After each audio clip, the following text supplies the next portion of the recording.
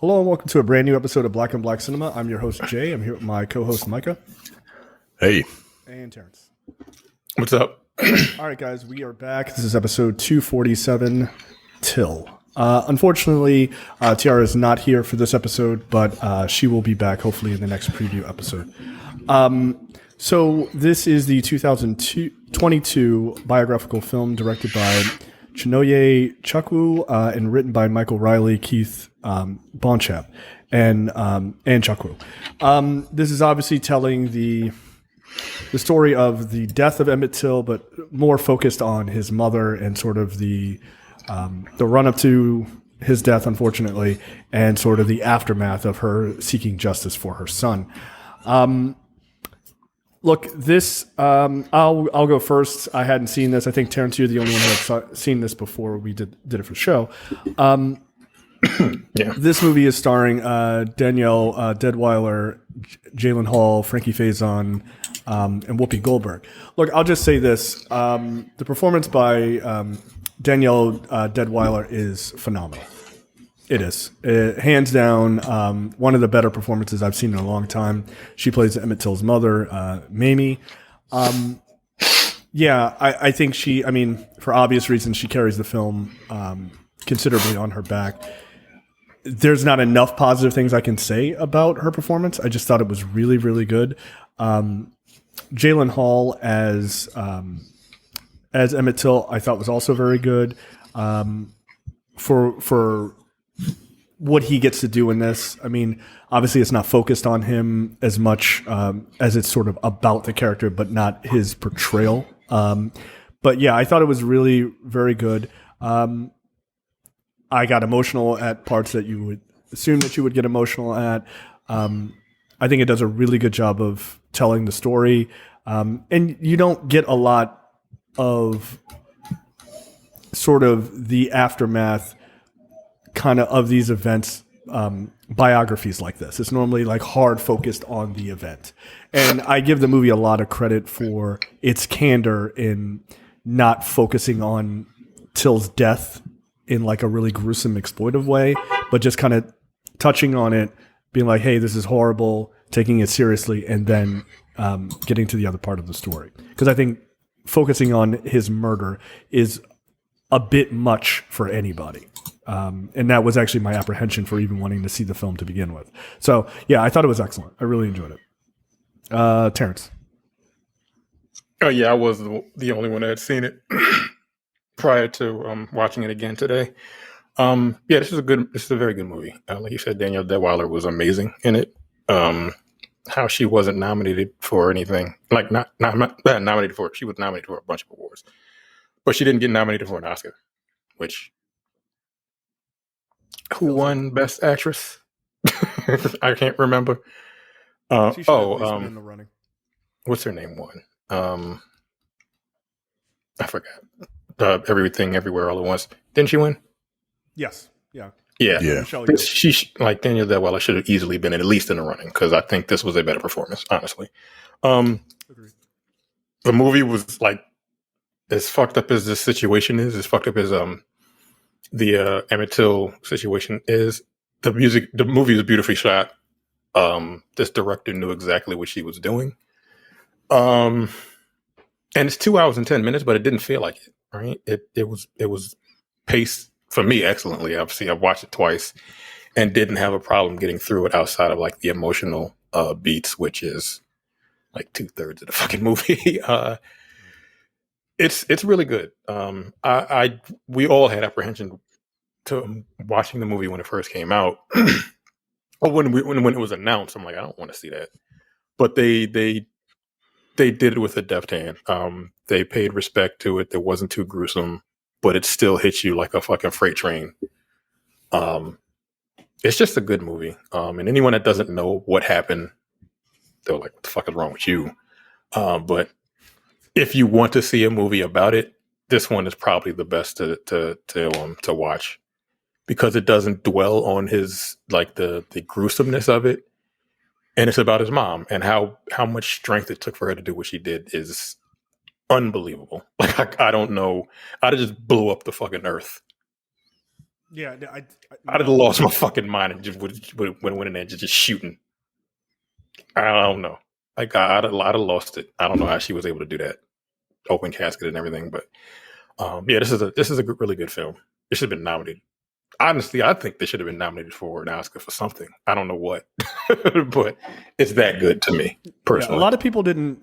This didn't get a lot of eyes. It really didn't. No. It didn't even make its money back, which is. I understand that. Right. At one point, I'm like, I get it, right? Because people don't want to see this, but at the same time, like, it's a tremendous film. It really is. Micah, your thoughts? Yeah, I mean, I guess I'm part of the problem because I didn't want to see this in theaters. And it's not just because I know the story, right? Like, it's because I know what the story does to me. And, as an insecure heterosexual, straight black male, I don't like having feelings. And this movie really brings it out. I think this movie is very good. I think this movie is just horrific enough that you could show this to middle schoolers, right? Remember, we used to go to movies and see movies because, like, that's the only way that people really care about history is if they see it in a movie, right? And like teachers knew that. So Amistad or some wild shit. Like that's exactly what we did. That's exactly what we did. We're all the same age. Yeah, man. And it's just like. So I think this movie is good enough that it can be shown to very impressionable minds. That may not know the story just because they're young, right? Yeah. And it's just horrific enough. Like, I had a feeling they would show the body because, like, that's the whole point, right? And as gruesome as that body is, like, the actual body is worse. Like if you see those photos, it is worse than what you see in this film. Look, man, I can't say enough about Danielle Deadwyler's performance. I got a mother, and it was amazing. She ran the gamut of every emotion you could possibly have, a human being could possibly have. She acted it in this movie, and she really and it was just. It was great, man. I don't know if it's because of the subject matter. I don't know if it's just because this is a good movie. I got no faults with this. I got no faults. Like Terrence said, the pacing is, me. Anything over if it's over 121 minutes, I got a problem, right? Nah, everything about it. And the movie has to take certain liberties. Because, nobody 100% knows what happened that day in August, 68 years ago. 68 years ago. Yeah, my mom is 58. Yo, my parents were both alive when this happened. Right. Yo, like my grandmother was 20 years old when this happened. Like, the president remembers it. Yeah. Like, he was a kid. Right. Like, so, yeah, I feel like a lot of this is often talked about. Like, this was 1855. Right. No, it was 1955. Like, that's insane. Yeah, man. No notes. Just a great movie. And, I urge you to watch it. I urge you to watch it with your kids. Like, this is something that I'm gonna show my kids. You know what I mean? Especially because I got little boys, man. And I've said it. If I've said it once, I've said it. 8-11 times, yo. Like, we gotta let kids be kids, and don't let them grow up too fast. Don't let them, be a little man or whatever. Like, nah, yo, like, let them be kids, because the fact that these savages in Mississippi felt that they were entitled to butcher a child, I don't care who you hate, man. I don't care who you hate. There's a lot of people I don't like, but kids are kids, man.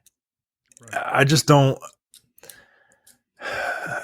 I don't know, man. I don't know. This movie just made me just brought up all those feelings again, man. Just and now they're different feelings, right? Like when I was younger and I heard about this story, I'm like, yo, that's fucked up, right? And now that I'm older and I got a couple of boys and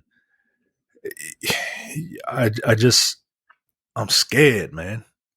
Like I'm scared. Yeah. Like and you can't show that. You know what I mean? I can't show that to them. Right. That's some shit that like I can't have my kids knowing that I fear for their safety. You know what I mean? Like I mean, why I don't not? I can, but yeah, I don't. I am concerned, but I can't let them know how much because I don't want to be those. You got to let them live too. You know what I mean? Well, yeah, I understand that, but at the same time, you can still be like, look, you can teach them the ropes, and give them the speech about cops and all this other crazy shit about that. But you can also be like, look, when you walk out, like my mother told me a couple years ago, maybe like 15 years ago, when I was 30 years old, she's like, every time you walk out the house, like I fear for your life. She told me that. Like, I mean, that's my mom. I guess, like, if it was my father, but I feel like I think he may have told me that shit before he passed. It wasn't. It's not like a like. I don't think it's anything that can be helped. Like, we live in America, you know. Like, Yeah. it's that history. I was at. I had surgery last week, and my mother was there with me. You don't know what the fuck is going to happen during surgery, right? Anything can happen, but she was there. She was like putting on a brave face, but like someone goes into surgery, like there's a slight fear that something might happen. I'm 42 years old. My mother was sitting in there in the room right before I went to the operating room. So, like, again, like talking about like being I'm not a parent, but I couldn't imagine something like this happening. I couldn't imagine just constantly worrying about my child. Like if I'm not with my child, regardless of how old they are, I couldn't imagine just constantly worrying about them and then getting a call, you know, it's saying something happened. I got a call that a friend of mine passed away back earlier this year, and that killed me because I had spoken to that person fucking 10 hours before it happened, and I talked to her mom all the time, and her mom just lost her child. It's like it's just something I can't imagine. Yeah. Yeah, it's very weird. It's a very weird feeling, right? Because the idea of being sort of afraid or very concerned, however you want to phrase it, for your child, like I can't imagine what that feels like as a teenager when they're like out of the house on their own. Like I feel like that when I sent my daughter to school, right? Like, you know what I mean? Like school shootings and all this other shit. Like I felt that way. And I'm like, you get a message and you're like, there's that moment like you do where you're just like, what's this message about? Why the fuck you texting me in the middle of the day? Why you call? It's like, yeah, you do have that feeling. Now I can't imagine wanting like what that feels like to send my son or my daughter to the deep South in 1965, even if it is to visit their family.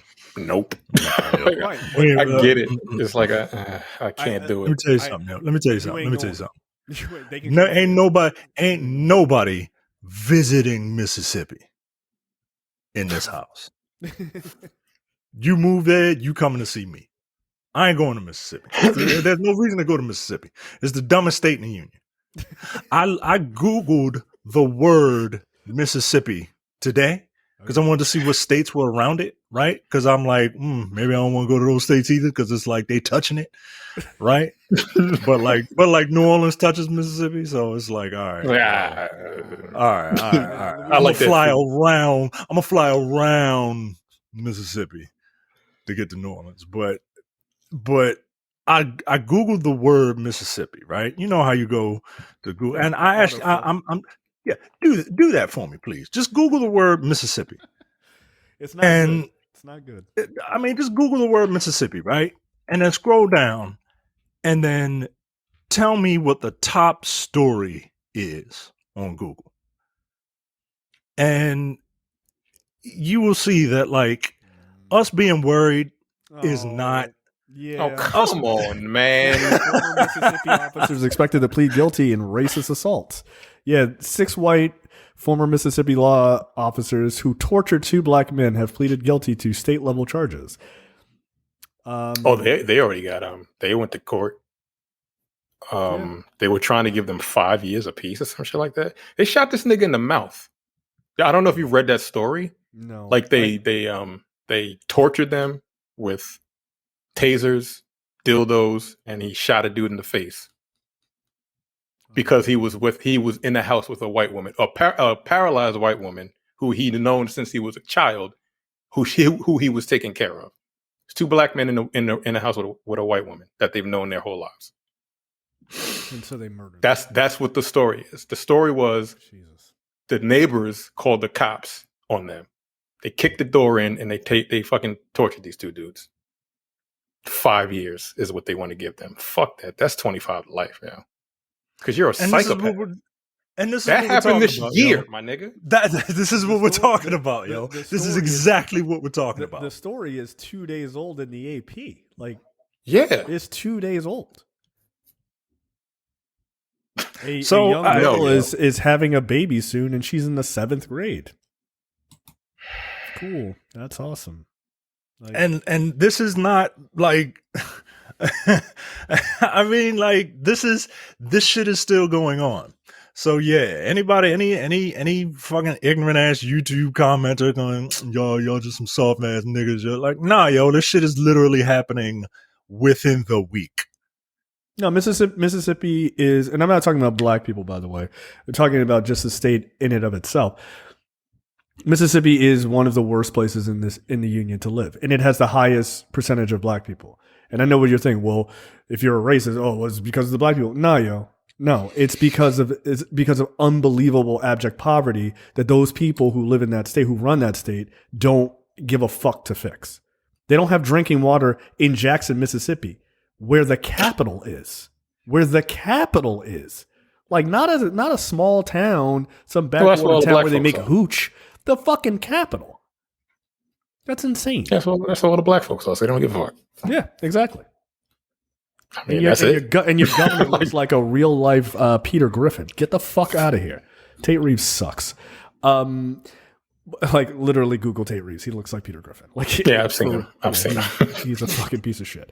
But this idea of there's always this stretch, right? Or this sort of back and forth between like, which place in the United States is worse? Is it the northern racism or the southern racism? Look, man, I don't know.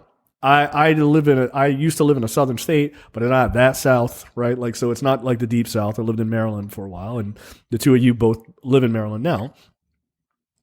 But I can tell you this is certainly different. And this type of shit, this story that's happening 2 days ago, or the shit that happened to Emmett Till, there is a very unique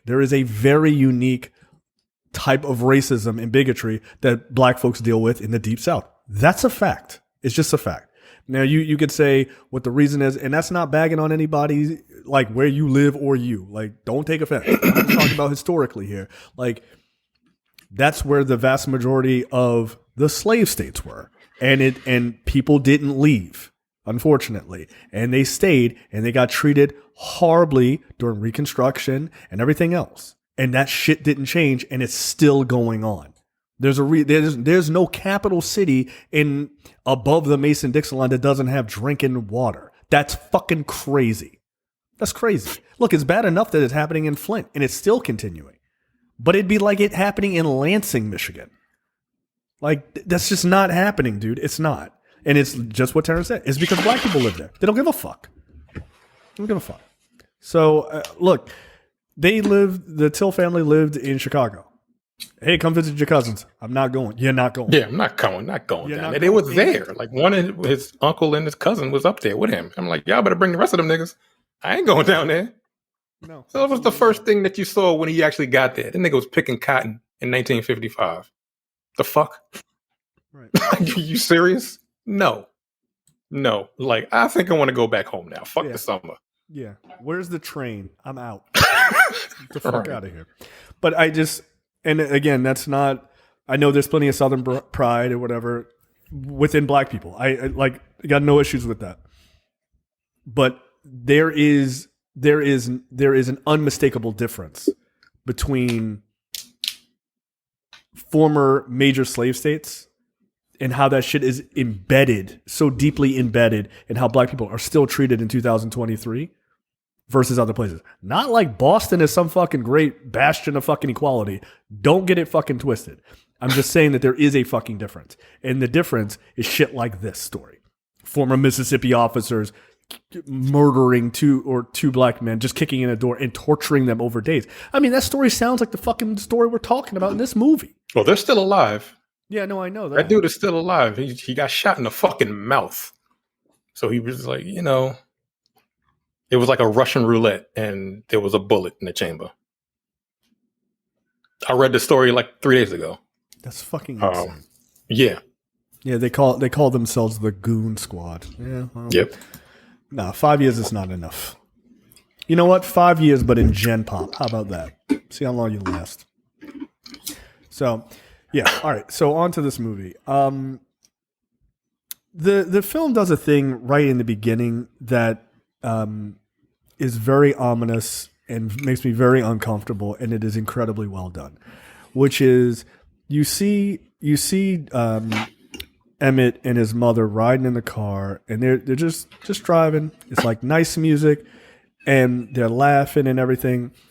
And you slowly watch this expression on the mother's face as it just kind of gets grim as the music sort of changes, right? Like, I thought at first they were just going to kind of fast forward to dealing with the aftermath of his death, like right immediately. But then like it changes for a second, but then it kind of comes back and it's like, oh, everything's happy-go-lucky. It felt like how Jordan Peele kind of does those twisted versions of songs in his trailers and stuff like that. Songs that, you know, like I Got Five on it and stuff like that. Like it felt like that. It kind of felt like that kind of moment. And it had such an eerie feeling to it. I don't think it's been a really long time since I've seen a movie that I know a scene is coming up that I am completely dreading. And they pull it out for, it doesn't happen until about 45 to 50 minutes into the movie. And so it's the end of the first act. Into the first act, yeah. So they really drag you through it. But when they hit that beat, you're just like, fuck, you don't want to be there. Like, and I'm just like, just hurry up and get through it. Just hurry up and get through it. And like, just get to the aftermath, because it is, even though they don't dwell on it, like we mentioned earlier, it's just dreadful. Like it just is dreadful. And they do a really good job of sort of building that intensity throughout the film. Yeah. So at this point, we see a lot of Emmett, Mamie, Gene, who is Mamie's boyfriend or what have you, and then Mamie's mother, Alma, played by Whoopi Goldberg. It's good to see Whoopi Goldberg in something like this. I was happy to see that. She produced it. Yeah, I saw that. Yeah, she's been trying to get this produced for like 15 years. Her and Barbara Broccoli. The James Bond. Funnily, the James Bond woman. Yes. Okay. Weird combination. Yeah. What a very. There it is. Wow. Goldberg Broccoli production. So yeah, you start to see sort of what they're really kind of doing at this point is establishing Emmett as really being a 14-year-old boy, right? Like he's just like singing, he's a happy-go-lucky kid. And they're just showing like he's just a kid. He is exactly what a kid that age would be. He's exactly what you would expect. There's nothing sinister behind him, which is a thing that apparently white people think is a thing that absolves them from murdering black people. Well, did he smoke weed once? You know? But he is just a happy-go-lucky kid. And he's also very naive of the world too. Yeah, he's not shown as like dumb, and he's shown as very smart. He's shown as very opinionated, but he doesn't know the real world, right? Like I sound familiar. And you know, he goes to this, like, he ends up, when he ends up in Mississippi, he's just like, yo, this is boring, yo. Like where the cars at? Like, where's the road? Like, where are the buildings? Like, yo, what? Chicago, for God's sake. Right, and it's not like Mamie is poor. Like, she's well to do. Like, she got money. Yeah, they have a nice house. Yeah, they got a nice house. They got a TV. They got like all nice furniture and all kind of shit. She works for fucking the Navy? What does she work for? The Air Force. The Air Force. Like, yeah, she's pretty well off. Considering it's 1955.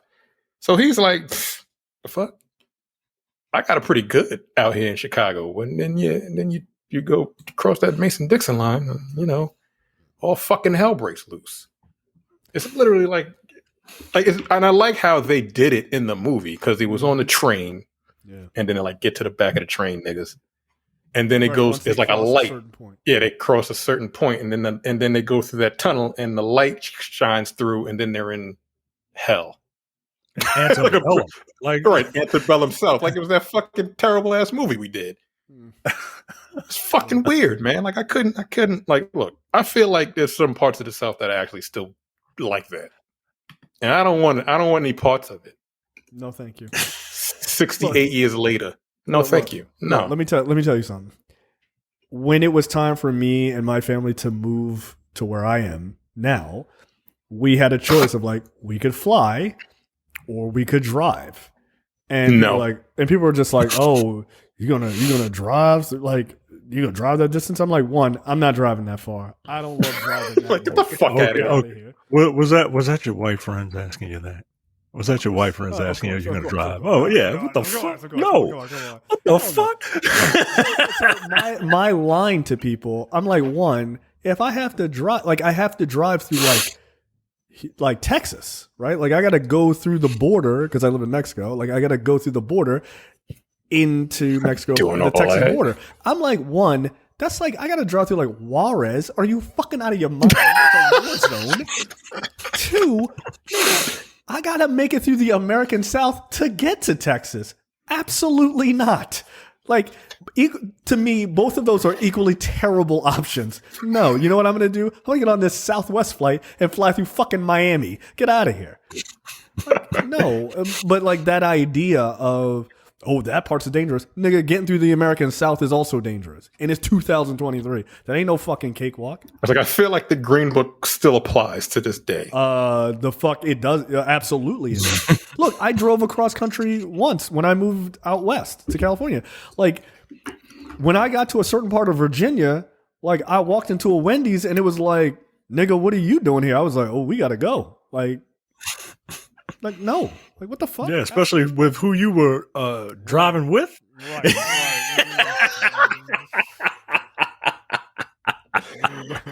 Oh, they're going to make a movie called Jay. Get out of here, yo. Absolutely not. No, like, there's this part, like, no. Sorry. Like, look, I wouldn't be keen about driving through Boston either, but I think I'd probably be largely all right. I've been to Boston. I'm not going to Southie or whatever. Get the fuck out of here. I don't need that bullshit. But I'd be fine. I've been to Boston before. There's parts of the South? Absolutely not. Absolutely not. No. Mm-mm. Come on down to Mississippi. I'm good. I'm good. I don't give a fuck. Thank you very much. But yeah, so what they also do that I think is clever is they don't give you the title card for the movie until you see Emmett get on train and leave, right? Because then it is like the absolute nightmare scenario for his mother, which is that her son, who she's incredibly close to, because it's just the two of them, because his father died overseas in the military,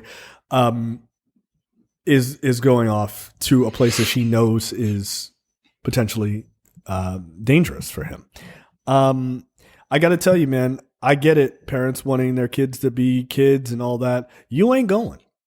Like, you're not going. Yeah, I mean, sometimes. You just be mad. Yeah, you just gonna be mad, yo. Like, you ain't going. At least not with me. and I ain't going, so you ain't going. Yeah, no, I mean that's one of the most terrifying things to me is the idea that I let my kid go out of town or out of the country or something like that, and they don't come back. Then I got to act like Liam Neeson, like a fucking crazy person, you know? Like I don't need that. Like those movies aren't even good. It's like I don't. They're not. They're terrible. First one's good, but like that terrifies the shit out of me, and I cannot imagine doing that in America in 1955. I just can't imagine it. And that's not, I don't mean that to sound like blaming her type of shit. Like it's not, but that fear that she has, I can 100% connect with. And I don't understand how any black person can't. Like it's just crazy to me. That's why we do the check-in, man. This story is why we all do the check-in, yo. Like this is the reason. Like it might sound ridiculous, right? Like, I live around the corner still, nigga. Better check in. I went around the corner to go watch WrestleMania like 10 or WrestleMania 13 or something like that, and I got robbed. On the way to my homeboys. I got robbed at gunpoint when I was like 17 years old. God damn. Yeah, it was fucked up. That nigga lived 5 minutes away from me. I know you. I was like, God damn. It was pretty fucked up. I can't remember what WrestleMania was, but it was WrestleMania.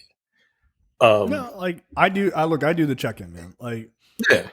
So if my wife is like if my wife is going somewhere and like, oh, I gotta go, drive 30 minutes. That's cool. Like, you don't even have to do the check-in. Guess what? I got you on Find My on my phone. I know exactly where your ass is. There it is, right here, right here.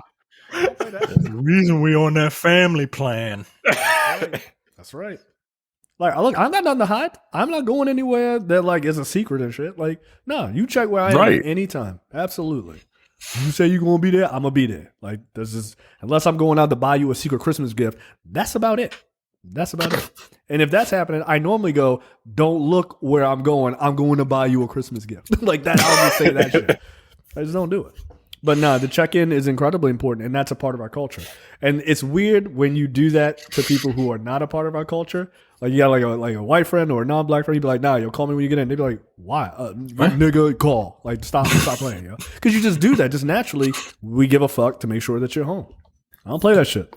No, absolutely not. And my daughter gonna get yelled at. I know, because she gonna forget. And I'll be like, listen. No, you don't play that thing right here. I don't give a fuck what quinceañera you going to. You fucking check in. Get the fuck out of here. So yeah, we get the scene Terrence is talking about, which is the train tunnel to hell, which is 1955 Mississippi. So he gets there, and as we mentioned, it's just a field of cotton. And you got these black folks out there sharecropping and picking cotton as if it's 1855. 1855, right? And it's interesting because, again, to that sort of naivete that Emmett has, he's out there. He's like, one, this is not fucking interesting. This shit sucks. But all his cousins are like, man, you better get out there and work. What the fuck? Like, come on now. And so he's like playing around. He like pretends to faint in the field, just a joke. And then he also, he's talking to his uncle, and he basically says, oh, like he doesn't understand sharecropping. And the guy says, well, they let us work on this land. They get a percentage and we get a percentage. And he says, oh, well, that sounds square. Right, because he doesn't understand that sharecropping is unbelievably unfair to black people. Right, they did all the work and got like maybe 10%. Well, the landowners got the other 90 to 95%. But it just points to like he just literally doesn't understand this world that they live in. So he's trying, but he can't fathom it. I mean, he's a kid, right? He's 14. Right. like, first of all, I don't want to do this, nigga. I'm from Chicago. I don't right. have cotton fields out there, nigga. What the fuck is going on? Like this is, and it's hot. We all in cotton. We're wearing cotton. It's 100 degrees out here. Fuck this. I'm going home. Like I can't go home. Like ugh, yuck. Yeah. Like I couldn't imagine. But I'm thinking with 2023 sensibilities. So I don't know. Yeah, I'm not. I don't know, man. I gotta feel like if I was around in 1955, I don't want to do any extra work, yo. I don't want to go visit my family to go do work. Right, I would be furious, nigga. Like if I was in New York, like, let's go to Baltimore and start doing work. Like what? Yeah, right. You imagine, right? You imagine. Oh, hey, we get to go to Florida and cut the grass. What? You crazy? No. I'm not doing that. Absolutely the fuck not. Like, you're wild. They don't have a beach or nothing here. Come on, man. I don't want to be here. Oh shit. So after the cotton scene, we see Emmett go into they go to this local town, small town called Money, Mississippi, and there's anything but that there, and they go to this little corner store that they frequent, and a lot of black folks frequent, and Emmett goes in, he's looking around, and he's in there by himself, and he gets a piece of candy, and he goes to pay for it, and he sees this white woman behind the counter. Carolyn. Now a lot of this is the movie taking liberties, right? Because nobody really knows what happened. I was reading an article. We do know what didn't happen later on, but go ahead. Right. I was reading an article in the New York Times about this woman's death and she died at 88 and how it's the article's titled Carolyn Bryant Dunham dies at 88. Her words doomed Emmett Till. And it's all about, the fact that it sets everything up. It talks about an interview that she did with someone named Dr. Tyson. I can't find his first name. How she recanted her story to him, but did not recant it publicly. And it just is, it's basically just about this story and how, we can never really know what happened because the two people who know what happened, died. And we'll never know. But one was murdered and one one was murdered and the other died. And I mean, the only thing that I'm so sad for the one that was murdered, and the only reason I am sad that the other one died is because she can't die again and again and again. I hope it was long and excruciating, to be honest. I really hope. And I'm not sorry for not being sorry about that. like fuck everybody involved.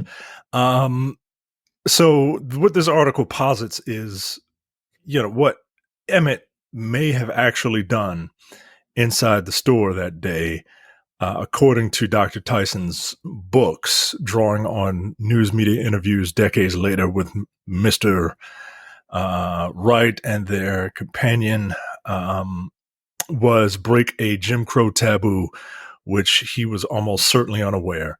Instead of placing the money for his purchase into the store on the counter, they said, according to all the research and things that they were able to put together, that Emmett Till probably put the money directly into Carolyn Bryant's hand, thus touching her that way. And she embellished everything from then on out. Which is just fucking. I'm willing to believe that. I mean, I don't. Oh, I'm 100% willing to believe that. Because he made. This is another reason why I say you got to let kids be kids, because we need our young people to be seen as young people. Mm-hmm. as children, because she's like, oh well, he grabbed me and he said, hey baby, do you want it, or some shit like that, and was like, oh, I've been with like 1,000 white bitches, yeah, you just another one, yeah, like some fucking nonsense. And yo, I mean, looking at the picture of the boy, the actual picture of the boy, like it just, I refuse to believe it. But because he's wearing a brimmed hat, right? Like, oh well, he's a little man now, and it just, I don't know, I don't know, man, because then people will argue, well, you can't police them how to dress, and that's just respectability and all that. Like, no, yo, it's not respectability. It's me trying to look out for someone who doesn't know better. Like, I'm not telling people to pull their pants up and shit. Like, I'm just telling you, yo, like we gotta see our kids as kids, man, because they don't. We gotta normalize that shit because, yo, my son, my kids are gonna be tall, man.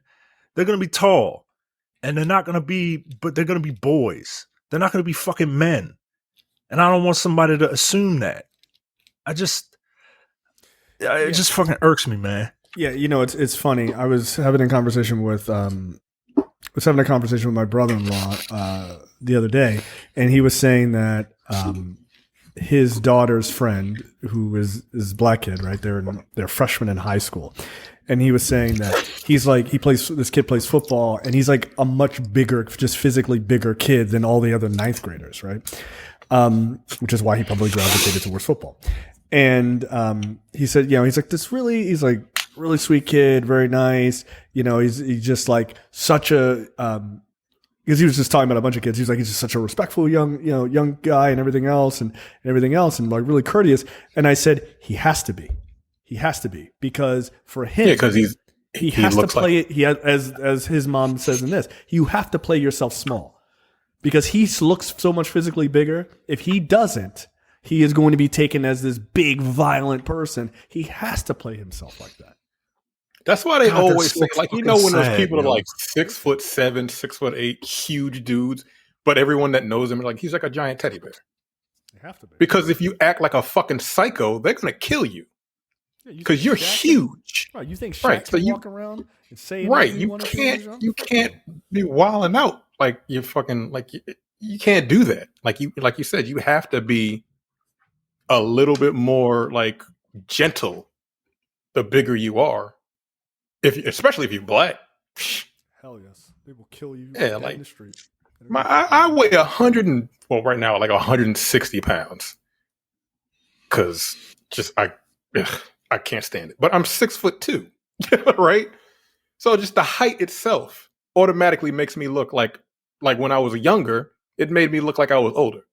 Like I was 6'2" by the time I was like 17 and I stopped growing.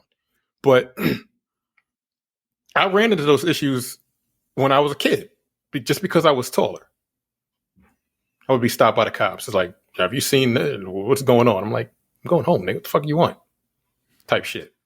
Just because of my height. I'm fucking skinny as shit. I'm not gonna, like in a fight, like, I'm use whatever the fuck I can to take you out.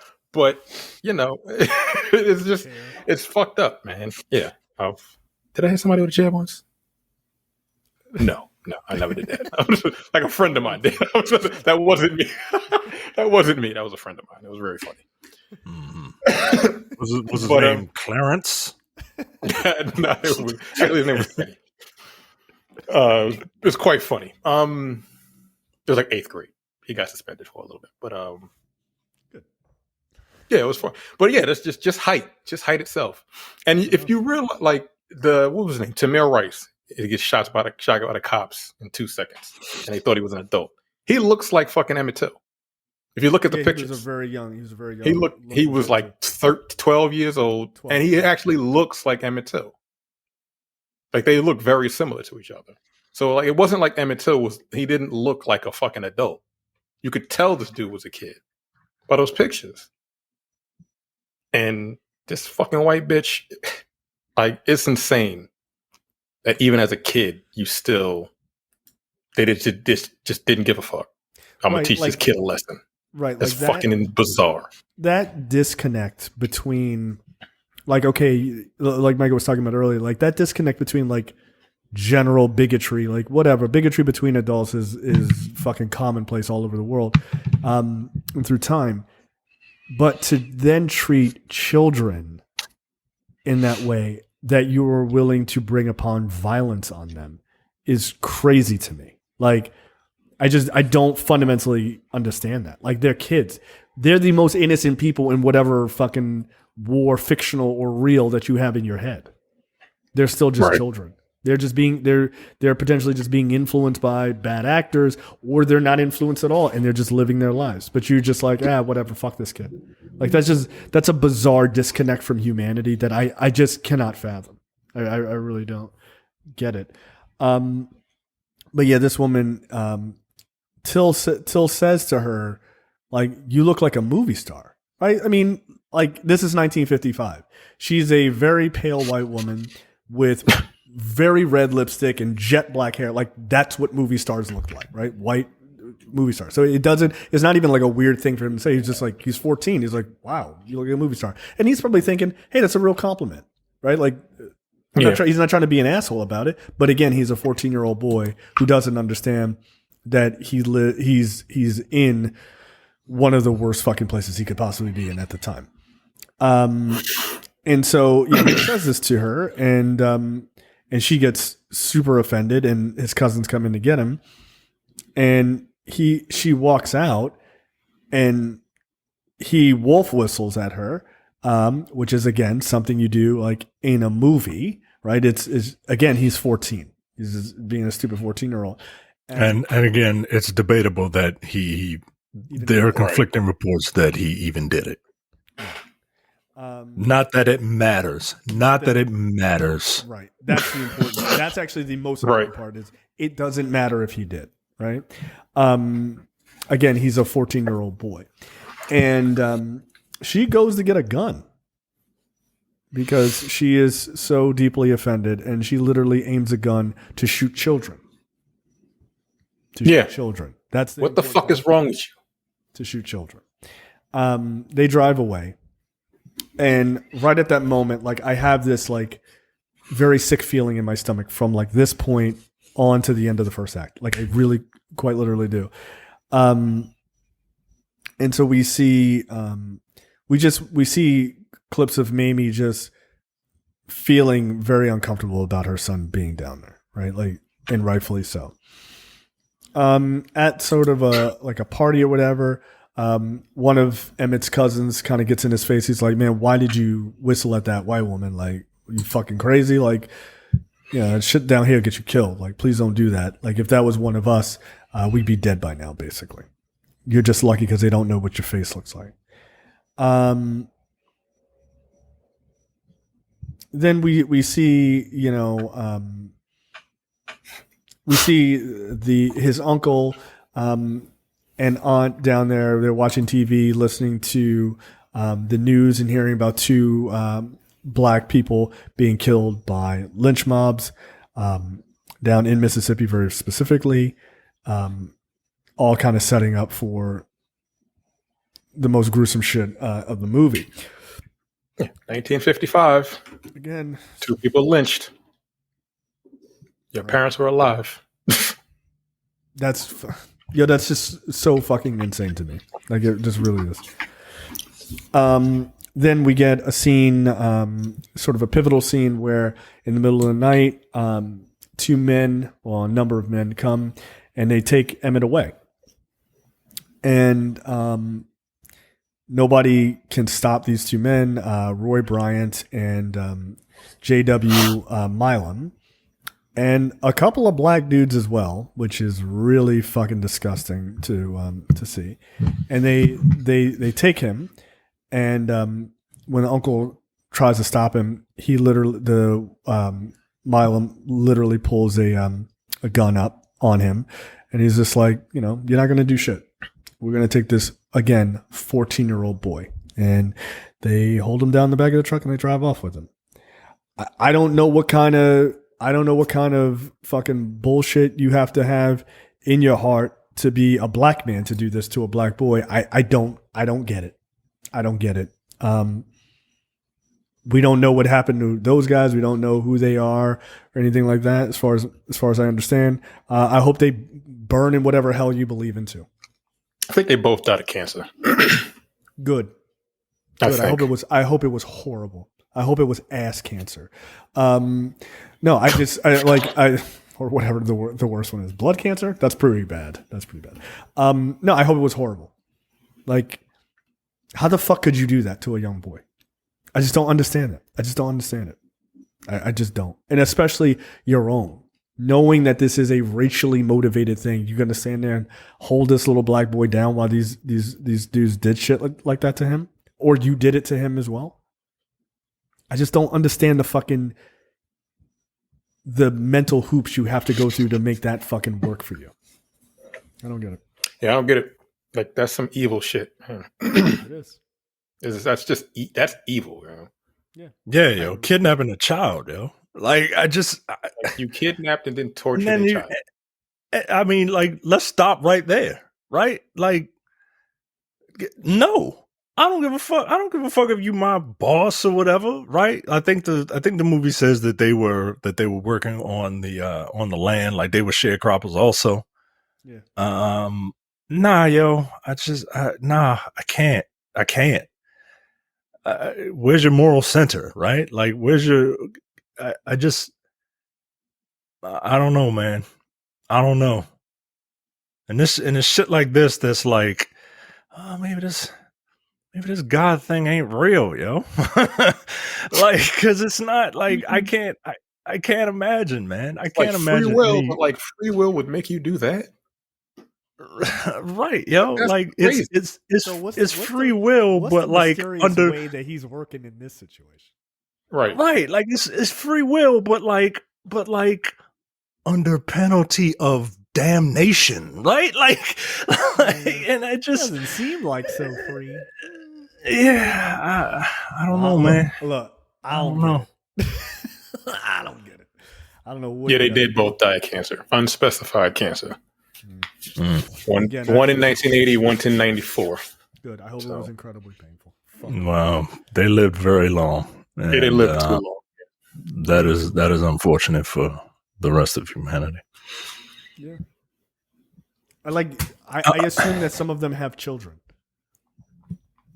Can you imagine Can you imagine finding out that your dad was involved in this shit? Hey, Dad, what'd you do? What was your mark on the planet? Oh, yeah, I helped kill a little black boy because my boss told me to. The fuck? And I don't want to hear nothing about, well, you wasn't back then. Nah, yo. No. I'm not going to murder somebody for you. I'm not. Oh, I thought you were talking about the white dudes. I don't know about the black guys. No, I'm talking about the black dudes. They're specific. Oh, I have no idea. I don't even think they were ever named. Yeah. So, yeah, who knows what the fuck happened to that? As well. Yeah, I couldn't imagine. Like, I don't even know if they actually were part of it, but they helped like get rid of the body. They helped kidnap him. That's enough for me. Right. Yeah, they helped kidnap him. That's enough for me. Nah, I'm good. Like, nah, I guess they were afraid they were going to get shot, but like, no, I'm not doing that. Get the fuck out of here. Look, I hate to say it because it sounds ridiculous. It sounds like some superhero bullshit. No, you're just gonna have to shoot me. You're not gonna. I'm not gonna torture and kill a little black boy. I'm just not. I'm just not. Like, that's not gonna be on my fucking life resume. Get the fuck out of here. It's just not. You know, like, nah. Help us get him in the truck. How about go fuck yourself? Like, no. Well, we gonna come for you. Well, then that's what we. You don't have to come for me, then, man. Like, kids are like a trigger for me, man. Like, I don't like bad things happening to children. As much as I can't stand mafia, like kids and fucking women are off limits. Right, exactly. Right. Come on, man. Like real civilized thugs. Right. Send a block to your feet and drown you. Like, what the fuck? Like, Sleep with the fishes, but nah, that 12-year-old, leave him alone. Yeah, When man. he I gets to just 21, we gonna shoot him. Like that's different. No, 18. That's when you're an 18. adult. That's fair. You know. But yeah, no. kids are a trigger for me, man. Like I can't see something bad happen to a child because then it's like I'm ready to mount up. Right? Like I just can't. Look, we're here and Carolyn Bryant identifies the boy as Emmett Till as the boy who allegedly whistled at her, and he is taken off screen, and eventually he's murdered, and his body is dumped in the Tallahatchie River. We come back to Chicago, and eventually Mamie is informed of his kidnapping, and there's a lot of detail in the movie of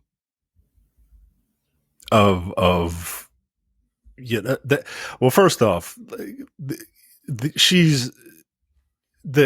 realize that he's missing, that he's been kidnapped or missing, and it's essentially a manhunt, right? Like and trying to they're trying to work from Chicago down the chain to Mississippi to try and get To try to find him. to do whatever they can to find him, and we get to the point in the movie where this is where I broke down. The one of the people helping comes to Mamie, and she says, "Hey, a reporter called me. The reporter couldn't bear to tell you this directly, so he asked me to do it." And he said, "Your son is gone. Your son is dead." And just the nonverbal acting that Danielle Deadwyler is doing. I mean, that should have been the Oscar nomination right there. This scene. Look, I'm gonna tell There's you. another scene at the end, which is I'll tell you amazing. Also, this is the look. No offense to him, and I love him. I love a lot of his work. Most of his work. This is the best dolly shot I've ever seen. It's perfect. It's a perfect dolly. Yeah, shot. it is. It's a because that's Spike Lee's thing, right? Like, and we love Spike Lee, but this is a perfectly used dolly shot. It really, really is, because it's slow.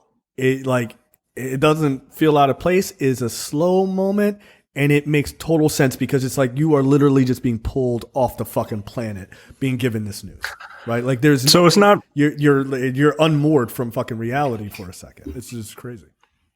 So it's not quite a dolly shot. You get that effect of moving the camera in while zooming out. Yes. Yeah. Yeah. You're right. They're not on an actual dolly, but the same. Right. Same idea. But yeah, I get what you're saying. And the effect is and usually, when people do it, they do it a little too fast and, for dramatic effect. Like, no, this was done, pitch perfectly.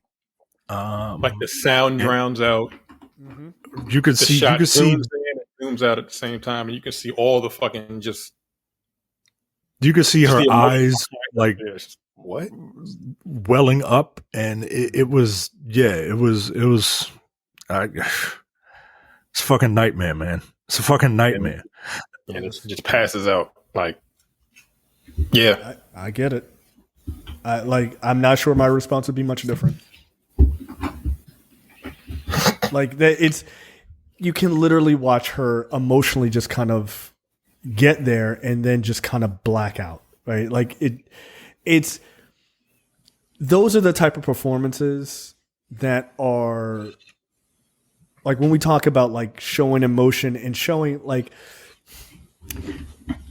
like subtlety in responses, even though this is not a subtle moment, but the subtlety of watching her eyes slowly well up as she's just kind of being pulled away. And like Terrence mentioned, like the sound is being drowned out and stuff like that.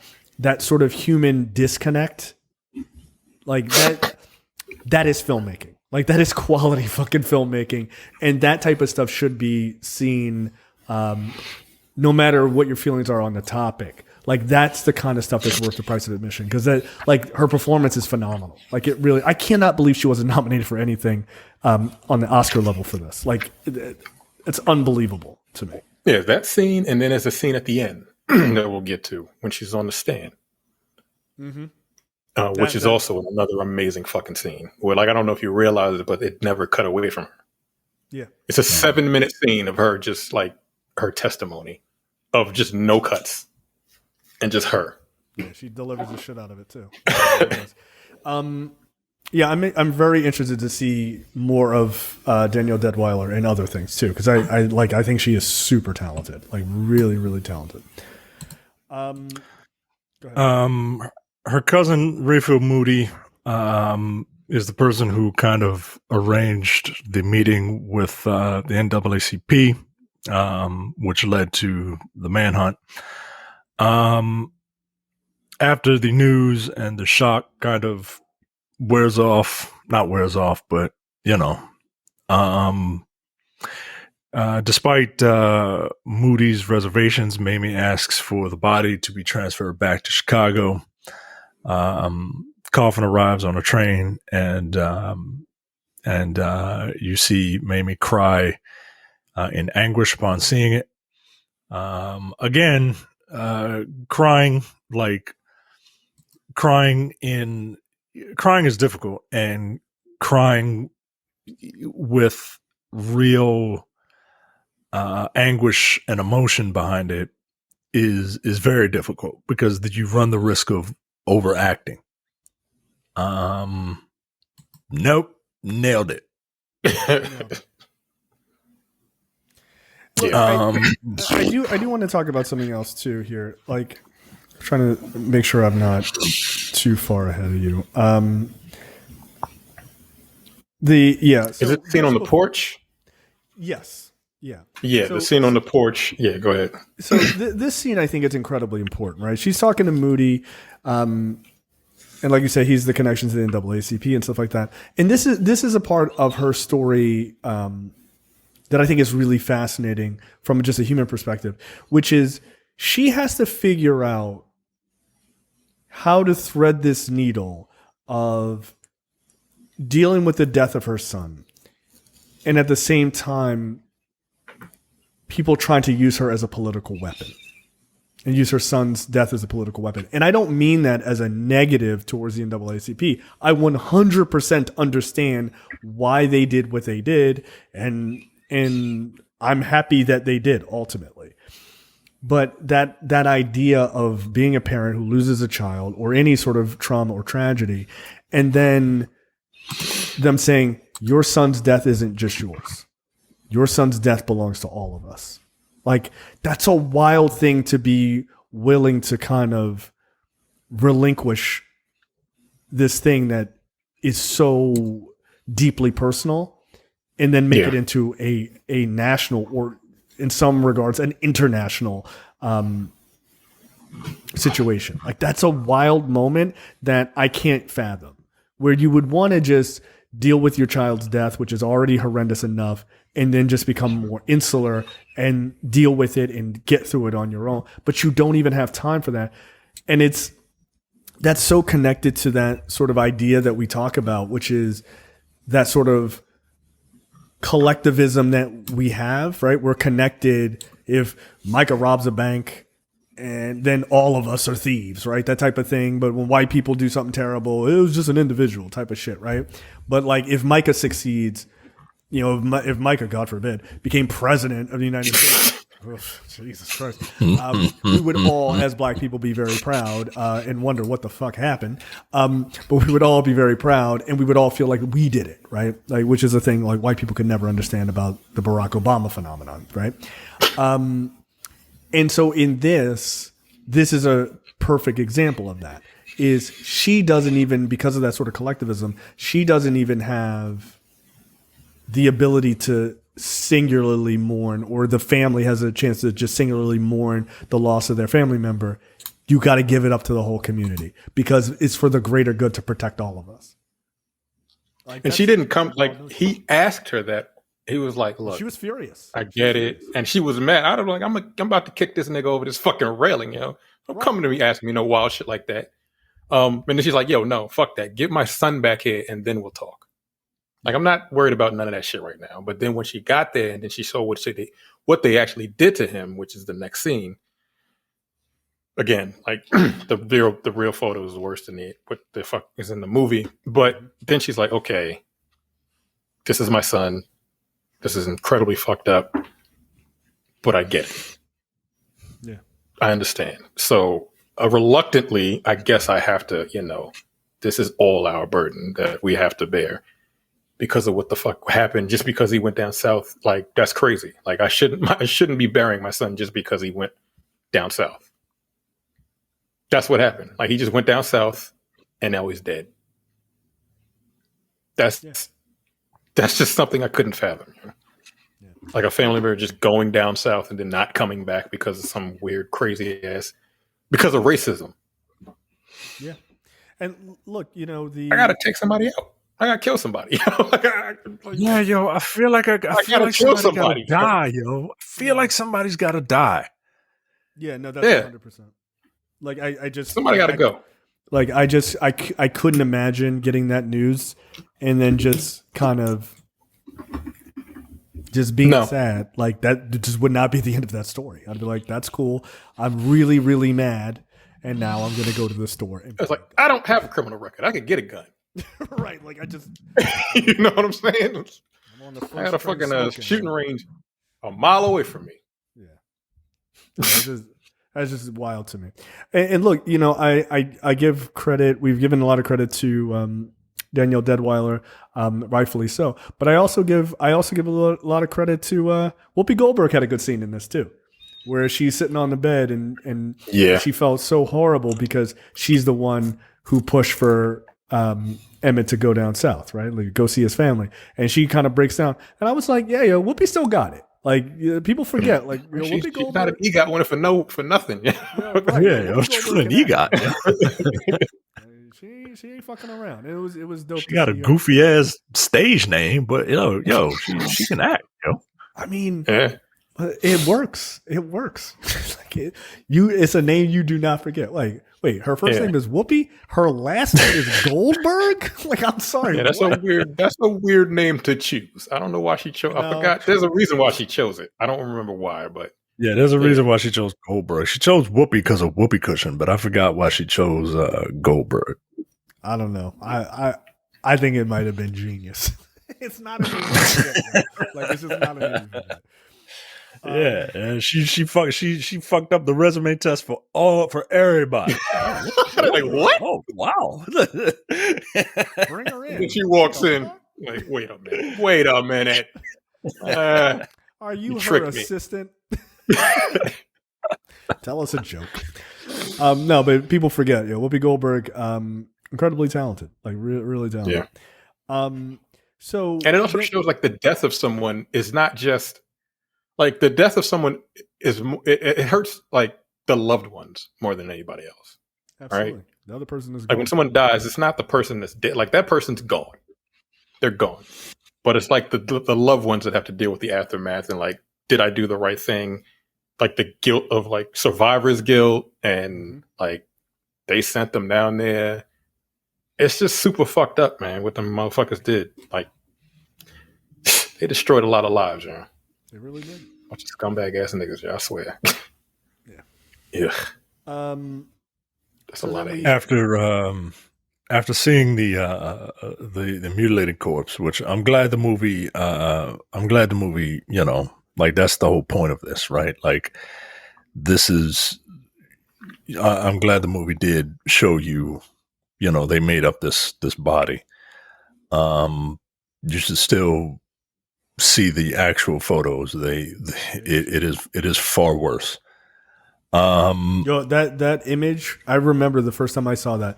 That is seared into my brain. I will never forget it. Yeah, I'll never forget it. I Mamie decides younger that than 14 when my parents showed me that too. And I was just like, "What the fuck? Like, this is a magazine?" Like, yeah, I couldn't believe it. Yeah, my parents used to have a collection of Jet magazines, and they had it. They had that particular issue. August Look, 15th. Here's a little thing about Micah's parents that or Micah's household that no one will know. Yes, you guys did have I'm sure it was your dad who probably had the subscription to Jet magazine, and they used to always be in the bathroom. And anytime I used the bathroom, I was like, "Oh, Jet Beauty of the Week," and I would just flip through and look at them. That's a truism, as they say. Absolutely. Yeah. Are you still in there? She nigga? Like, mind your business. right. I'm learning about this dental assistant that likes dogs and travel. This Jet Beauty of the Week, is that still a thing? I don't know if Jet magazine exists anymore. I don't know if Jet's still around. I don't know if Jet magazine exists anymore. So yeah, Mamie decides to have an open casket funeral to let the world know what those savages in Mississippi did to her son. Right, and look, I have the movie up here. This scene, it's at 54 minutes and 35 seconds. This, like that scene we talked about where she gets the bad news is like pivotal scene number 1. To me, this is pivotal scene number 2. Is that moment where she's sort of she's kneeled down next to his body and she's talking to him, and you get the kind of like as close of a scene of his body as you ever see, and she's just standing there, and you watch her. You literally watch her like steel up her spine to realize what she's got to do in that moment. And it's an incredibly powerful moment. She's ugly crying and everything. And then she's looking at him, and then she's got that moment of like, nah, but fuck this. Like, we're going to fight back. And it is that moment to me that's just like the key number 2 moment, and kind of sets her on her way throughout the rest of her life. It feels like almost. But like, that is powerful Black women personified right there. Like that moment of doing something you know is going to be damn near impossible, but doing it anyway. And like, as much shit as Black women get from the media, from Black men as well, and everything else, like those are the moments that have carried our community quite literally from getting to the shores of this country all the way through. Like doing what seems to be literally fucking impossible choices and doing them anyway. And that seemed to me like that's what like I teared up in that scene, because I was just like, Jesus Christ, she is fucking killing this scene. It's just amazing. And just that moment of imagining somebody having to take something so personal and making it so public and just realizing that she has to do it. It's just incredible. This is a really incredible performance. Yeah. I wish I could write to this woman and be like, you deserve all the credit in the world for this performance. You really fucking do. Like, I really feel like you got shafted. Like, it's just phenomenal. Go ahead. Yeah. So she's like, look, ain't nobody gonna believe me if I tell them what I saw. I want the world to see it. And she comes out, has a little press conference, says, hey, you Black photographer, come here and take these pictures. And we see a recreation of one of the photos from that Jet magazine issue. And Emmett's killing and the funeral garner national headlines across the United States. The funeral is again, I forget who this woman is. She's like the aunt, right? And again, this is another like, yeah, this is another like, all right, yo, I can't like this is like this because this is some real ass crying, man. This ain't overacting. This ain't underacting. This is some real ass shit. I gotta imagine that. I feel like they channeled the ancestors in this shit. Yep, I gotta imagine that being on this set and filming this, you can't just like snap out of this. You know what I mean? These people got snot coming out their nose, yo. Like you can't just like snap out of that. No. You can't turn it off. Yeah, man. It's like one, it feels real in so many ways, right? But the way it's shot, you see as her eyes are tracking up the body when she sees his face, right? And it's just like, and she just fucking loses it, and you're just like, Jesus Christ! And because you've seen, right, like your context is you've seen what the body looks like in the movie, but as the viewer, 99.9% of the viewers of this movie, they've seen the real image. So that's what they're seeing in their mind's eye, right? And it just to see then the son come up and his eyes tracking against the face, it's phenomenal work. Like, it really is. Yeah, I'm really pissed that this movie did not get nominated for anything in the Oscar realm. That's fucking crazy to me. Like, it's just absolutely crazy. So those two white dudes, they are charged for their actions in relation to Till's murder. No, they're charged for kidnapping, not the murder, which is the wild. Oh, in relation to Till's killing. I'm paraphrasing the Wikipedia. Some white person probably. Yeah, they're charged for kidnapping because they're trying to say, hey, that may not even be him. Right. That ain't him. Right. That ain't even that's him. a bold ass fucking thing to say. Like, that's a bold thing to say. Not that we didn't do it. He might still be alive out there. Okay. All right. You got it. Fuck. Just insulting our intelligence. Also, this is why I can't be like a criminal lawyer. Yo. Like, this is exactly why my wife isn't a criminal lawyer, because she can't, like, there's something in you that you gotta take your scruples and your humanity and your heart, like, and you just gotta like put that in a jar and maybe poke one hole in it so it don't die, and just leave it over there so that you can win this fucking case. Like, get the fuck out of here. Yeah, man. You rip your heart out and you replace it with a wad of cash. No thank you. I know somebody who does that type of law, and I'm like, I don't get it. Yeah, I can't. And he's like a big time dude. Like in the like, I could see if you're a lawyer, if you're a defense attorney, and the person is a possibility that they didn't do it, because a lot of people get fucking shafted. But if you know they did it, I'm like, I can't take this case, because if you know they did it, at this point, you're just trying to get them less time, or not like the death penalty or some shit like that. And I'm like, I can't do that, man. Client killed 7 kids. I don't want you. No. Go to jail good. Forever. Like, no. No. I couldn't do it. No, thank you. There's not enough money. Mamie decides to travel to Mound Bayou, Mississippi, accompanied by her father to help represent Emmett for the trial. Now, keep in mind, this was a lot of... I'm sorry. Go ahead. She only agrees to go with her father because her father is kind of pushy about it. Like, look, I'm going. But she didn't go with her. Her boyfriend wanted to go with her, and she told him no. Yeah. Because she was being painted as being sort of like a harlot. A harlot, yeah, if you will. Pretty much. Yeah, you're not married, you got a kid and all this other bullshit. I'm like, right. It's 1955.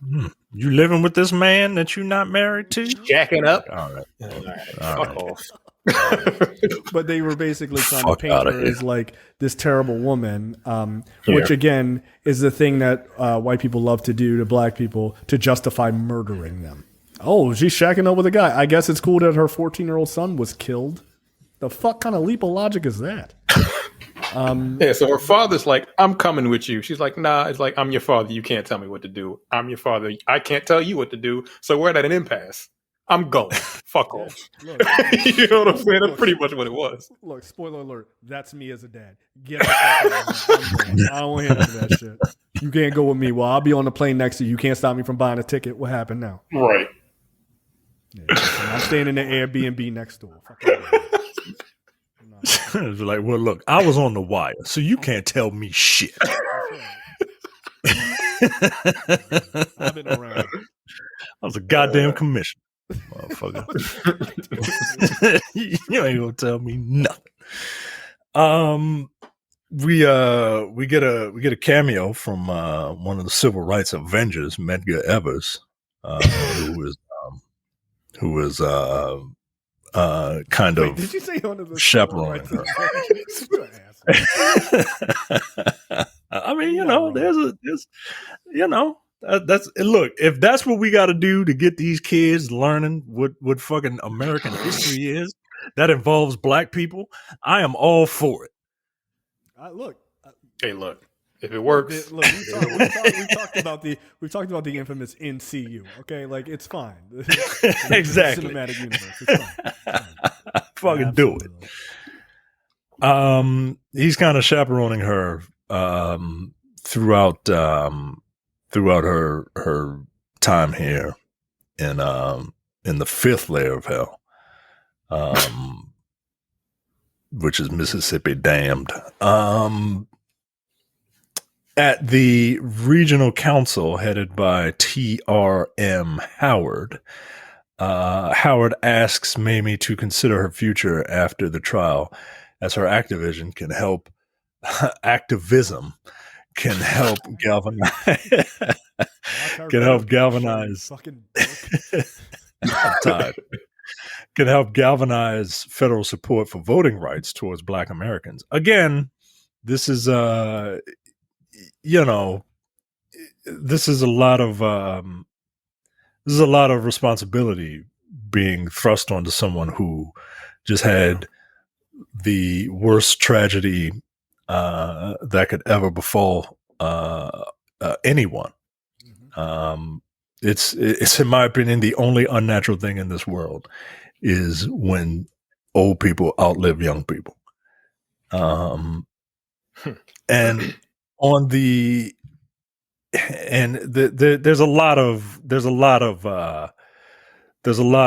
like trying to recruit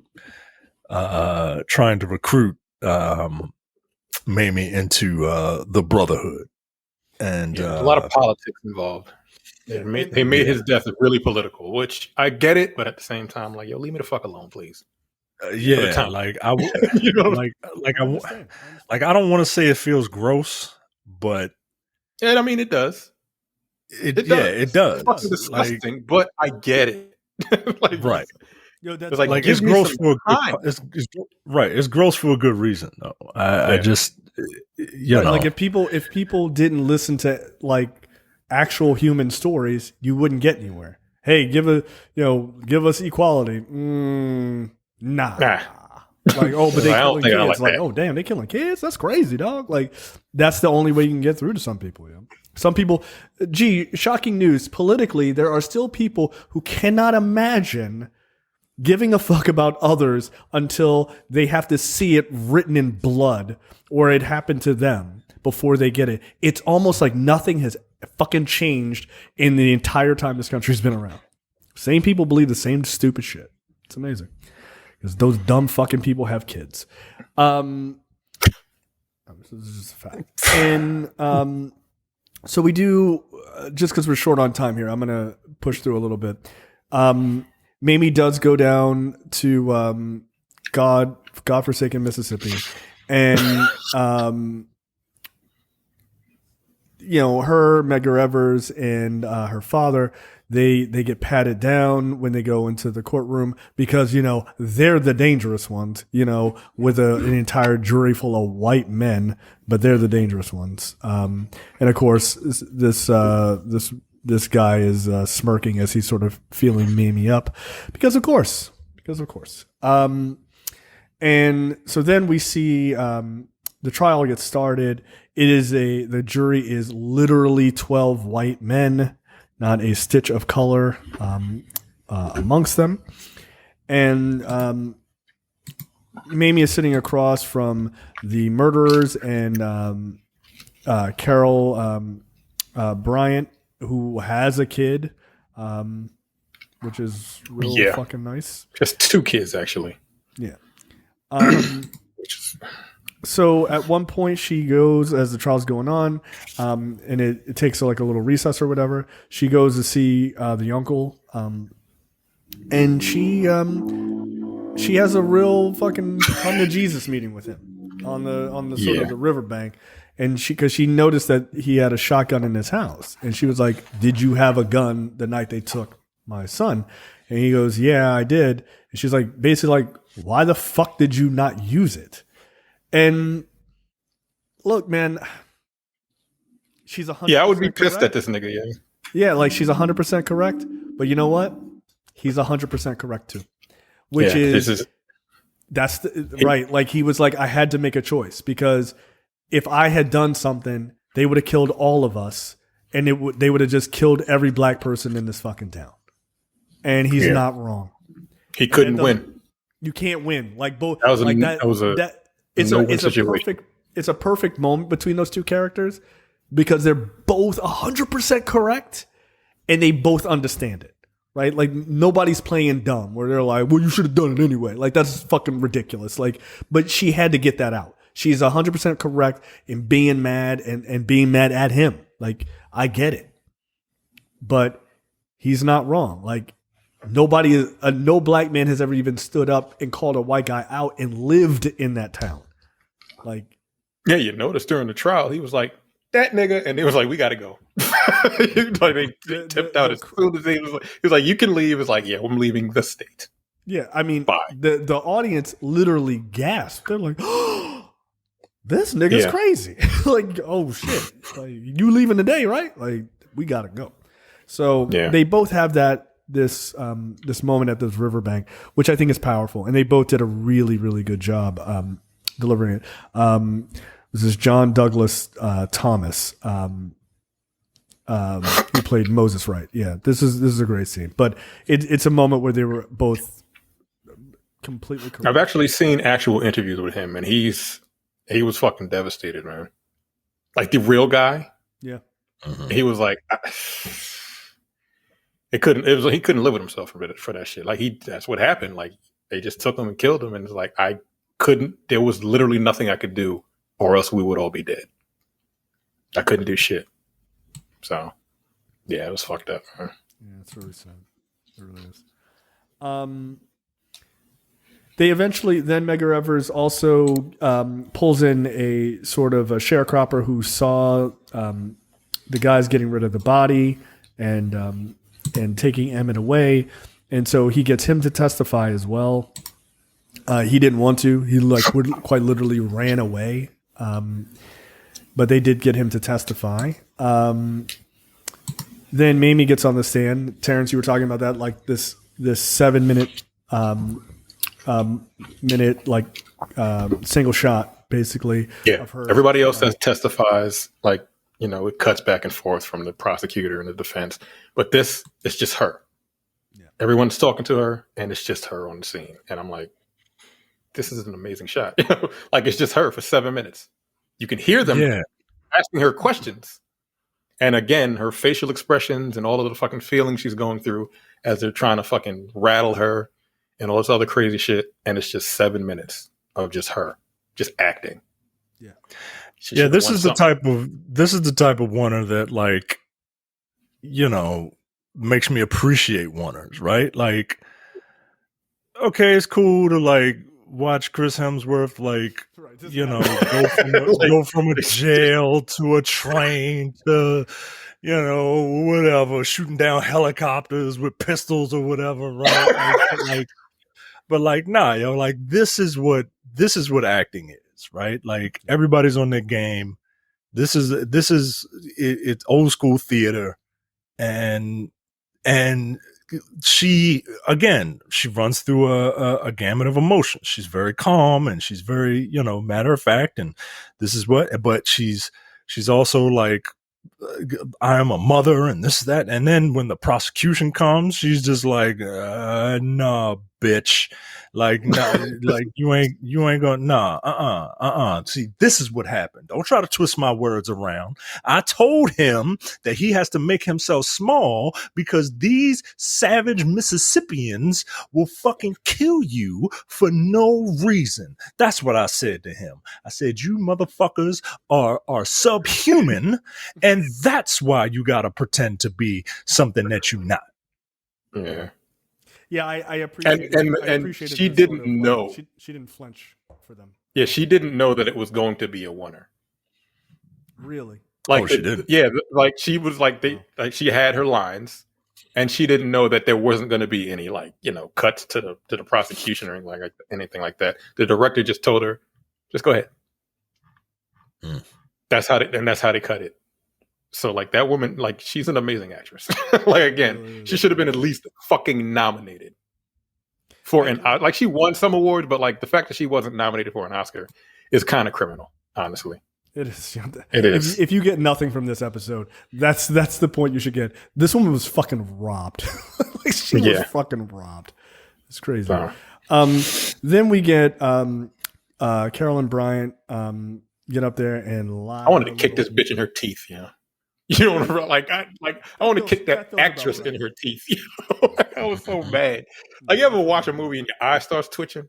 Like that happened to me a couple times while I was watching it because I've seen it already, but like still.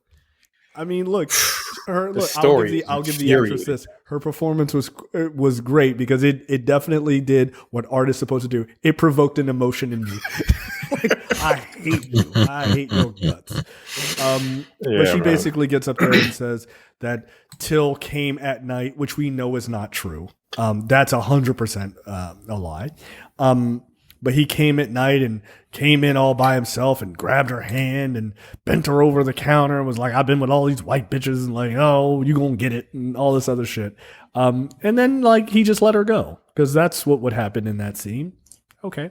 And that was, and Mamie just left. She's like, nope, fuck that. I'm leaving. I already know. I'm not what the fuck listening this to you is talk shit about my kid. Like this is horseshit. And so she was like, they're like, well, don't you want to wait for the verdict? She was like, I already know what the verdict is.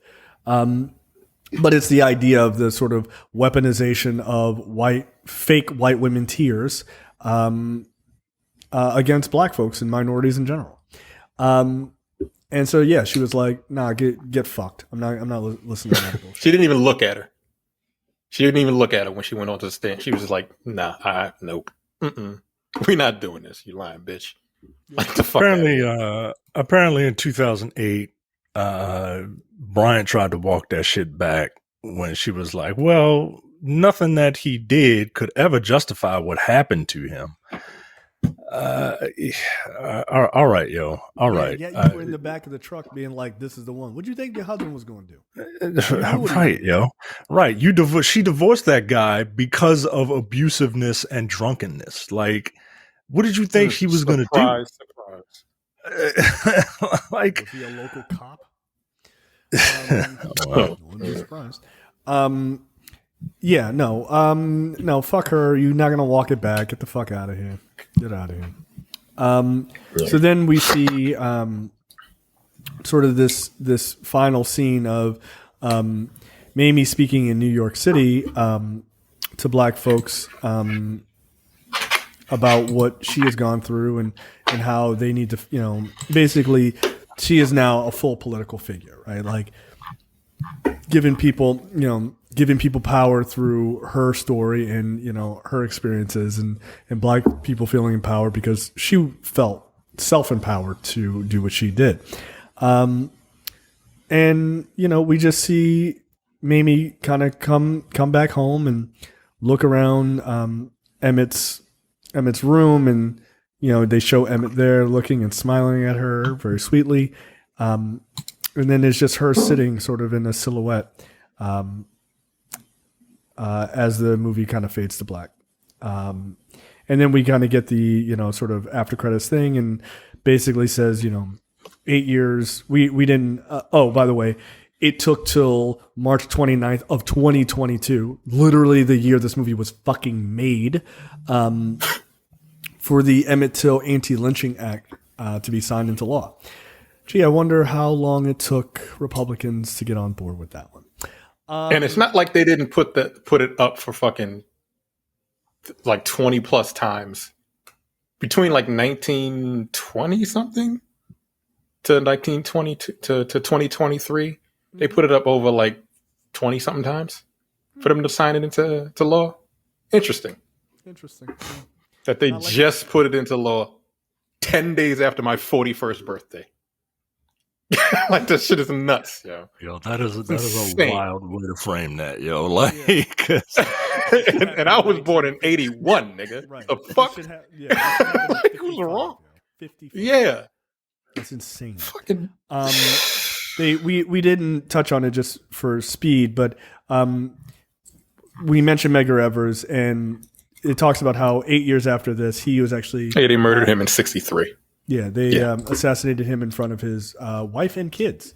And there was a whole children conversation... in his driveway. Yep. Thumbs up. Yep. And there's a whole conversation between Evers' wife talking to Mamie early on. Sorry, we kind of skipped over it. But how she was basically saying she's so terrified that Medgar is going to be killed. And, so she tries to stay close to him. And, they were right there when he was killed. Again, I don't know what people need to understand about American history, but I do know this. They're not going to be teaching this shit in Florida. So if you live there and you have kids and they're in public school, please teach them about Black history. I don't care if you're black or white or whatever the fuck you are, because this is a part of American history. Yeah, it's part of American history, and they're teaching fucking American history like slavery was test college technology or some shit like that. Niggas learn how to be fucking carpenters and just that's fucking ridiculous shit. Like it's 11 a.m. in between in between segments on the right, in between Price's Right segments and shit. Come on down. Oh my god, man. Tech. Learn how to do so fucking ridiculous. Yo, Florida is just ugh. Look, you know what? I'm sorry, Mississippi. We did talk a lot of shit about your state. You know what? I think Florida might be taking the top tier. I really do. I don't think it's taking. I think it's gunning for it. I think it's making a real big play for dumbest state coming for that number one spot. Yeah, it is. Ugh. This is the worst. By the way, side note, the final issue of Jet Magazine was June 2014. It is, however, continuing in digital. Yeah. Cool. Well, there you go. If you need a rated G spank bank online, you can still get digital Jet Magazine, which is wild. That's crazy. So, all right, I think that is snap. What's his name is on Kevin on Stage is on the cover of one of these digital Jet magazines. That's cool as shit. Oh, is that right? Oh, good for him. Yeah, I'm at jetmag.com or whatever the hell the website is. Still got the beauty of the week or not? They don't have it? Oh shit, there he is. There he is. Good for them. Good for them. I like seeing black people making it. I do need to know if they got the Jet Beauty of the Week. Like, because if not, I'm gonna be mad. Like, what is even the point? All right, so that is it for us. We will see you guys next week for a preview episode for episode 248. We promise it will be it will be light. I have some ideas that I will share with the two of you after we get off. All right, we'll see you guys next time. See ya. Bye. You're watching the Black on Black Cinema YouTube channel. Make sure you check out our full reviews of black movies, past and present. And every other week, we do a preview episode where we talk about a random topic that affects the black community.